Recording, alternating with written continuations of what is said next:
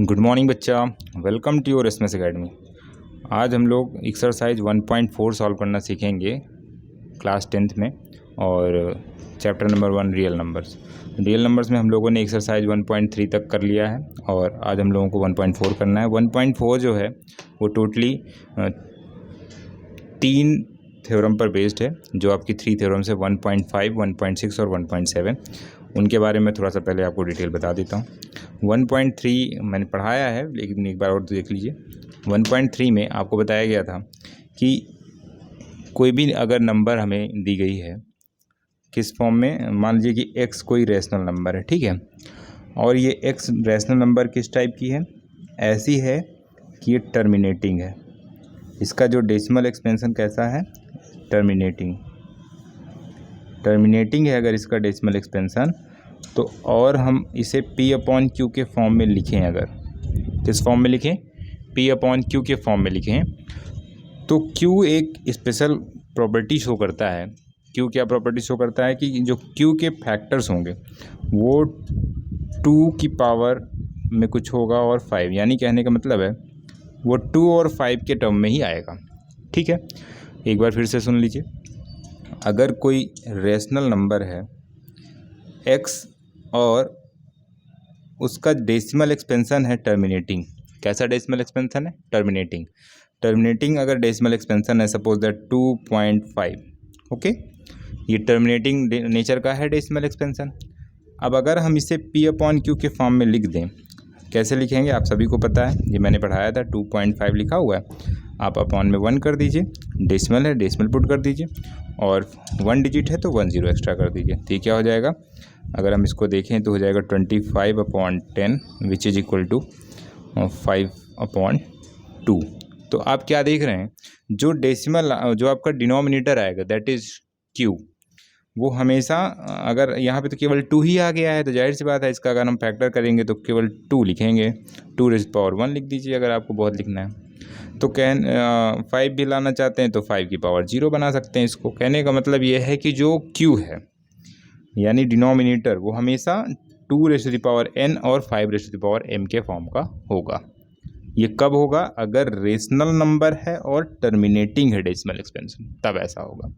ये पहली थ्योरम हो गई। जो थ्योरम नंबर 1.6 है, ये तो 1.5 हो गई। 1.6 में इसका जस्ट अपोजिट बोला गया। अपोजिट क्या बोला गया है, अपोजिट ये बोला गया है कि अगर हमें पहले से ही P/Q के फॉर्म में दी गई। एक्चुअली होता क्या है, देखिए मैं बताता हूँ आपको। होता ये है कि कोई भी रेशनल नंबर है वो या तो P/Q के फॉर्म में दी जाएगी या तो डेसिमल एक्सपेंशन के फॉर्म में दी जाएगी। ठीक है, डेसिमल एक्सपेंशन। तो पहले वाले में बोला गया है कि अगर डेसिमल के फॉर्म में दी गई है तो इसमें कन्वर्ट करेंगे, कन्वर्ट करने के बाद जो Q का नेचर होगा वो कैसा होगा, आप बता सकते हैं 2⁻n और 5⁻m के फॉर्म का होगा। अब इसका अपोजिट बोलिए। अपोजिट का कहने का मतलब कि अगर पहले से हमें इस फॉर्म में दी गई है और उसे डेसिमल्स में कन्वर्ट करेंगे तो अगर Q किस टाइप का है, 2⁻n और 5⁻m के फॉर्म का है। कहने का मतलब ये है कि अगर Q हमें पहले से ही उसके फैक्टराइजेशन कर लेने हैं, फैक्टराइजेशन करने पे अगर उसके प्राइम फैक्टर्स में केवल 2 और 5 आ रहा है तो इसका मतलब वो कैसा होगा डेसिमल एक्सपेंशन, तुरंत आप समझ जाएंगे कि ये टर्मिनेटिंग है। मतलब हमें उसमें क्या करना, कन्वर्ट करने की भी ज़रूरत नहीं है, आप तुरंत उसी से अंदाज़ा लगा लेंगे, आइडिया लगा लेंगे कि ये टर्मिनेटिंग है। तो कुछ कंडीशंस दी गई हैं, अगर वो कंडीशंस फॉलो हो रही हैं तो उनका जो रिजल्ट आएगा, थ्योरम का यही मतलब होता है। थ्योरम का जो स्टार्टिंग का पार्ट है वो कंडीशन बताता है और लास्ट का पार्ट उसका रिजल्ट बताता है। उसका हम लोग यूज करके बहुत सारे क्वेश्चन सॉल्व करते हैं। ठीक है, तो पहली थ्योरम ये है कि अगर डेसिमल एक्सपेंशन टर्मिनेटिंग टाइप का है तो P/Q के फॉर्म में कन्वर्ट करने पे Q की वैल्यू हमेशा इस फॉर्म में की आएगी। इसका अपोजिट, अगर P/Q के फॉर्म में है और Q का नेचर ऑलरेडी ये है तो वो हमेशा टर्मिनेटिंग टाइप का होगा। ठीक है, ये हो गया। इसके बाद जो लास्ट है 1.7 थ्योरम नंबर 1.7 में बोला गया है कि अगर इस नेचर का नहीं है Q, अगर Q इस नेचर का नहीं है तो फिर वो कैसी रैशनल नंबर होगी, वो नॉन टर्मिनेटिंग बट रिकरिंग होगी। ठीक है, अगर Q की वैल्यू नहीं है 2⁻n और 5⁻m के फॉर्म की तो फिर वो कैसी होगी, नॉन टर्मिनेटिंग रिकरिंग। हमको कन्वर्ट करने की ज़रूरत नहीं है, आइडिया इसी से लगा लेंगे कि ये ऐसा होगा नेचर। ठीक है, तो बेसिक आइडिया आप समझ गए इस थ्योरम का। चलिए हम लोग अब देखते हैं क्वेश्चन नंबर 1 में बोला गया है without actually performing long division, मतलब आपको डिवीजन करना नहीं है, बिना डिवीजन किए हुए आपको क्या करना है, state whether the following rational numbers will be, कि ये जो रेशनल नंबर्स हैं वो टर्मिनेटिंग डेसिमल एक्सपेंशन की हैं या नॉन टर्मिनेटिंग डेसिमल एक्सपेंशन की हैं। तो बिना आपको डिवाइड किए हुए, मतलब डिवाइड कर देंगे तो भाई डिवाइड करने पे तुरंत डेसिमल दिख जाएगी आपको किस टाइप की है, डिवाइड करने पे डेसिमल आएगा और डेसिमल फॉर्म अगर वो टर्मिनेटिंग टाइप का है तो आपको दिख जाएगा, नॉन टर्मिनेटिंग टाइप का है तो वो भी दिख जाएगा। लेकिन अगर बिना डिवाइड किए हमें आइडिया लगाना है तो हम थ्योरम्स का यूज करेंगे। थ्योरम कौन सी यूज करेंगे इसमें थ्योरम यूज करेंगे 1.6 और 1.7। 1.6 और 1.7 यूज करेंगे। 1.6 में बोला गया है कि हम क्यू को केवल चेक करेंगे, क्या देखना है, केवल डिनोमिनेटर को देख करके इसको बताना है। तो चलिए देखते हैं कैसे करेंगे। हमें दिया गया है क्वेश्चन नंबर 1 में फर्स्ट, चलिए मैं करके दिखाता हूँ आपको। फर्स्ट में क्या दिया गया, 13/3125। अब आपको क्या करना है, सबसे पहले इस क्यू की आपको फैक्टर्स कर लेने हैं। क्या कर लेने हैं, क्यू का फैक्टर। ऐसे अगर आपको बोला गया है कि लॉन्ग डिवीजन मेथड अप्लाई नहीं करिए, डिवाइड मत करिए, लेकिन आप बताइए ये किस टाइप का है, तो हम लोग डिवाइड नहीं करेंगे। तो कैसे बताएंगे, हम लोग क्यू को देख करके बताएंगे कि ये किस टाइप का डेसिमल एक्सपेंशन हो सकता है। तो उसके लिए क्या करना पड़ेगा, पहले इसके फैक्टर्स करने पड़ेंगे। तो 3125 के फैक्टर्स मैं अलग करके दिखा दे रहा हूँ, आप लोग भी कर लीजिएगा। जैसे 3125 इसके फैक्टर करने हैं तो आपको पता है ये कितने से, 5 2 7 1 8 3, ये 5 से ही होगी डायरेक्टली, 5 से डिवाइड करिए। 5 6 ज़ा 30, 5 2 ज़ा 10, 5 5 ज़ा 25, अगेन 5, तो ये क्या हो जाएगा, 5 1 ज़ा 5, 5 2 ज़ा 10, 5 5 25, फिर से 5 से कर दीजिए, ये हो जाएगा 25, अगेन 5 से कर दीजिए तो 5 एंड ये 1। तो अब हम यहाँ पे लिखेंगे 3125 is equal to 5 raise to the power, चलिए इसको लिख दीजिए पहले, 5 multiply by 5 multiply by 5 multiply by 5 multiply by 5, तो ये क्या हो गया, 5 रेज़ टू द पावर 5। अच्छा 2 इस पे दिख नहीं रहा तो 2 की पावर 0 लिख सकते हैं अगर लिखना चाहें, तो यहाँ पे लिखेंगे। अब आप बताइए, इतना करने के बाद आपको क्या लग रहा है, ये किस टाइप का होगा। जाहिर सी बात है सर, ये टर्मिनेटिंग टाइप का होगा। क्यों, क्योंकि जो क्यू है उसके फैक्टर हमने करे तो उसमें केवल क्या रहा, 5। एक बेसिक आइडिया बताता हूँ, अगर आपको 2 और 5 दिख रहा है केवल, या तो 2 दिख रहा हो या 5 दिख रहा है या तो दोनों, तो वो कैसा हो जाएगा, टर्मिनेटिंग टाइप का हो जाएगा। यहाँ पर आपने देखा कि जो फैक्टराइजेशन किया उसमें केवल 5 मिल रहा है, इनके अलावा और कोई नंबर ना मिले, 3 ना मिल जाए, 7 ना मिले, है ना, और कोई इसमें नंबर ना मिले, केवल 2 और 5 अगर मिल रही हैं तो आप तुरंत बता दीजिए कि ये सर कैसा है, ये आपका टर्मिनेटिंग टाइप का है। तो आप इसको देख करके क्या बता सकते हैं कि भाई इसमें आप लिखेंगे since the prime factorisation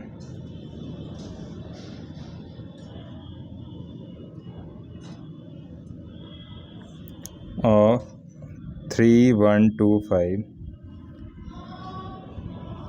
is equal to 5 raised to the power 5, which is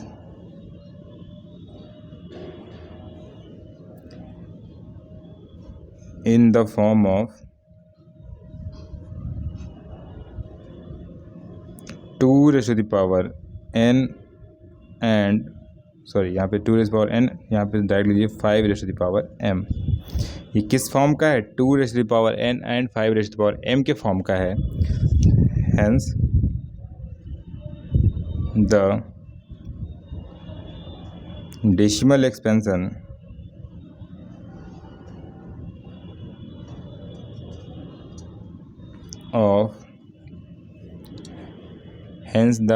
expansion of 13/3125 is terminating।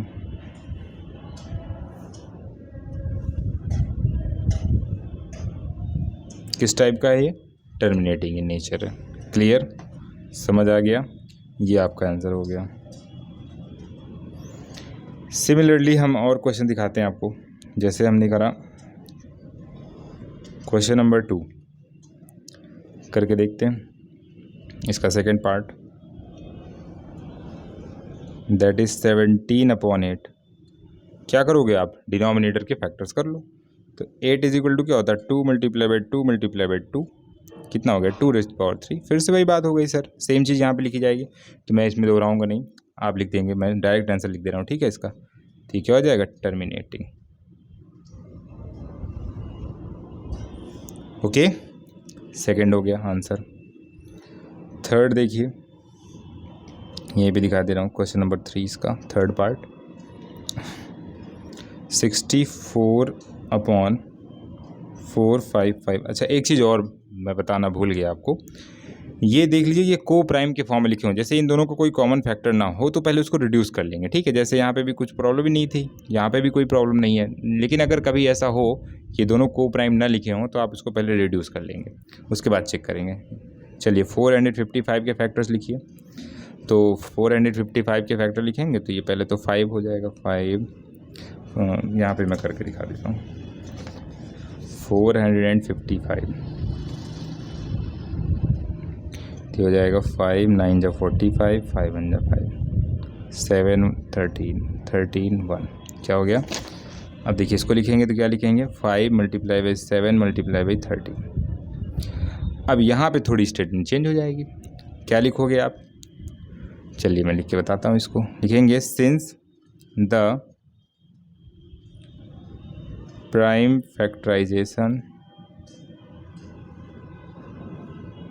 Of 455 is equal to 5 multiply by 7 multiply by 13 which is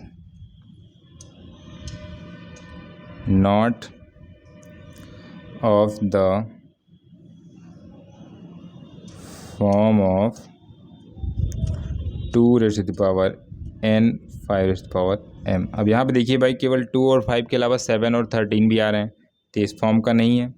तो इसमें अब यहाँ पे इसको मैं आगे कर रहा हूँ, ठीक है, यहाँ से ये यहाँ पे लिख दे रहा हूँ, हैंस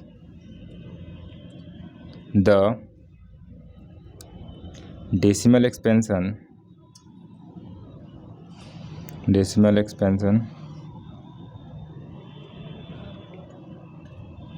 of 64/455 is, अब अगर ये नॉट आ जाए यहाँ पे तो फिर नॉट का मतलब क्या हो जाएगा, नॉन टर्मिनेटिंग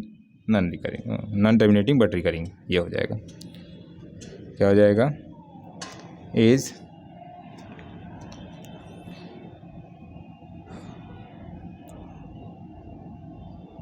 नॉन टर्मिनेटिंग। इसके पहले मुझे लग रहा है मैंने नॉन टर्मिनेटिंग नॉन रिपीटिंग बोल दिया था, लेकिन ऐसा नहीं है। ये अगर ये इस फॉर्म का नहीं है तो आप क्या लिखेंगे, नॉन टर्मिनेटिंग क्या हो जाएगा, रिकरिंग हो जाएगा। ये आंसर हो गया इसका। ओके, अब आप देख लीजिए क्वेश्चन नंबर 4 इसका देख लीजिए, यहाँ पे करा दे रहा हूँ मैं फोर्थ पार्ट इसका। फोर्थ पार्ट देखिए, 15/1600। अब इसके फैक्टर्स कर लीजिए 1600 के, तो 1600 के फैक्टर करेंगे तो हो जाएगा 2 multiply by 2 multiply by 2 multiply by 2 multiply by 2 multiply by 2, 2 2 जा 4 2 जा 8 2 जा 16 2 जा 32 2 जा 64 2 जा मल्टीप्लाई बाई 5 मल्टीप्लाई बाई 5, 1 1 2 3 4 5 6, ठीक है, ये हो गया। अब इसके आप लिखना चाहें तो क्या लिखेंगे, 2 raise to the power 6 multiply by 5 raise to the power 2। तो अब ये किस फॉर्म का हो गया, ये हो गया 2 रेज़ टू द, ये सर ये तो हो गया 2 raise to the power n and 5 raise to the power m के फॉर्म का। तो लिख देंगे सिंस, फिर से वही चीज़ लिखेंगे तो ये कैसा हो जाएगा, आप डायरेक्ट आंसर लिख दीजिए, इसका बार बार लिखने की जरूरत नहीं, ये हो जाएगा टर्मिनेटिंग, इसका आंसर आ जाएगा, क्या हो जाएगा, टर्मिनेटिंग, इसका आंसर हो जाएगा।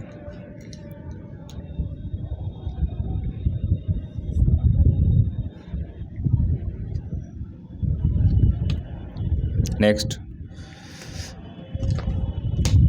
फोर्थ हो गया, 5 देख लीजिए इसका। 5 नंबर।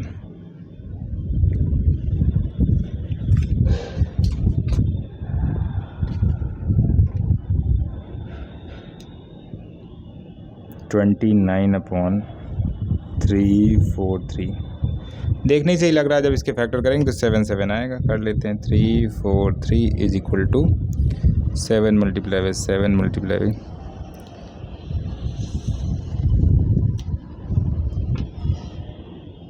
7, ये क्या हो जाएगा 7⁻³ लिख देंगे। सिंस ये डायरेक्ट आंसर लिखिए आप, क्या हो जाएगा आप लोग सबको पता है, नॉन टर्मिनेटिंग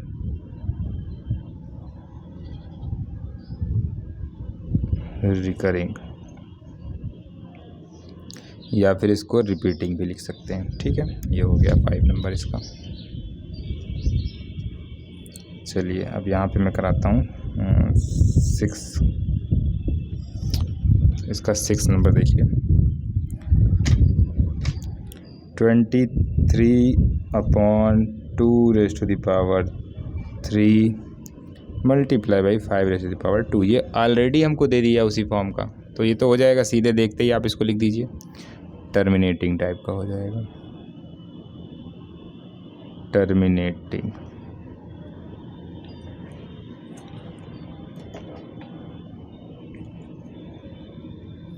डायरेक्ट इसका आंसर हो गया। अभी नेक्स्ट करते हैं हम लोग, ये भी आप यहीं पे देख लीजिए। चलिए मैं यहाँ पे करा देता हूँ। आप देखिए यहाँ पे ये कैसा है, देखते ही आप बता सकते हैं कि सर ये तो पहले से ही नॉन टर्मिनेटिंग। चलिए इसे यहाँ पे लिख देता हूँ 7 नंबर। 7 नंबर क्वेश्चन क्या है, 129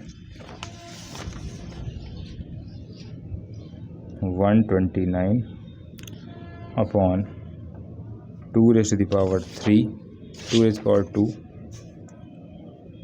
5⁻7 7⁻5। आपने देखा इसको कि सर इसमें 7 आ गया है, तो ये 7 नहीं होना चाहिए। अगर 7 आ गया तो इसका मतलब ये कैसा हो जाएगा, तुरंत लिख देंगे नॉन टर्मिनेटिंग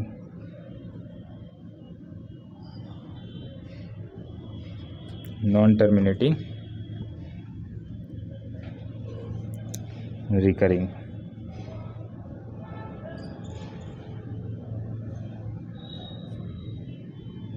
ये आंसर हो गया इसका। इसके बाद से ये 8 नंबर वाले का मैंने 7 था ना, अब 8 नंबर देखते हैं 6/50। ये 7 था बेटा। अब 8 नंबर देखिए इसका,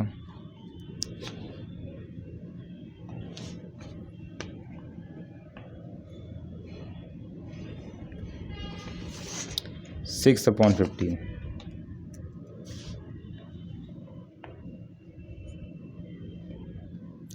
एक मिनट वेट करिए ज़रा।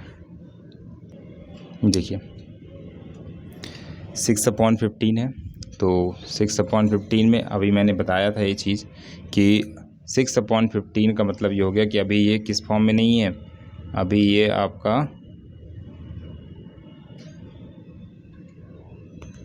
को प्राइम्स नहीं लिखी हुए हैं, है ना। इनका कॉमन फैक्टर है 3, तो पहले इसको रिड्यूस कर लेते हैं।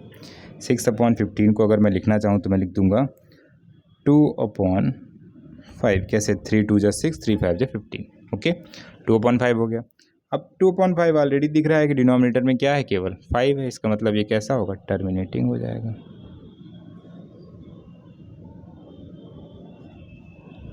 केवल हम लोग डिनोमिनेटर को देख करके आइडिया लगा रहे हैं, उसी से आपको पता चल जा रहा है कि ये किस फॉर्म का है। ओके, 8th हो गया। 9th नंबर इसका 35/50। 35/50 इसको रिड्यूस कर दीजिए तो 5 से कट जाएगा, 5 7 35, 5 10 = 50। अब 10 को देख लीजिए, आप लिख सकते हैं भाई 10 के फैक्टर्स अगर आपने करे तो हो जाएगा 2 × 5। बता दीजिए कि यस, तो ये भी आपका टर्मिनेटिंग हो जाएगा। आंसर हो जाएगा इसका terminating.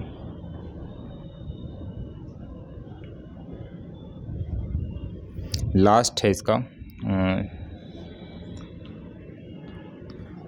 10th number question, that is 77/210, 77/210।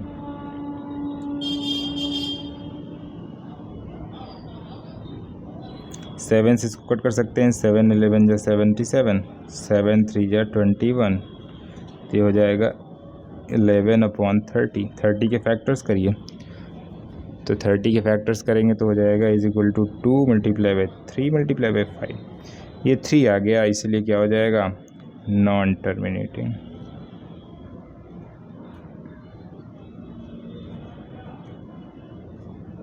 Non terminating recurring.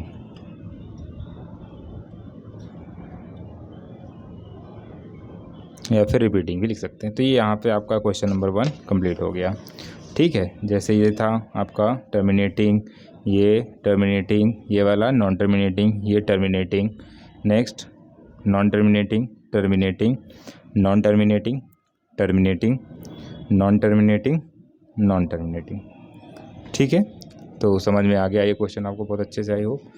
तो ये क्वेश्चन नंबर 1 कंप्लीट। बाकी नेक्स्ट क्वेश्चन नंबर 2 और 3 और ये सब हम लोग नेक्स्ट क्लास में करेंगे। Take care.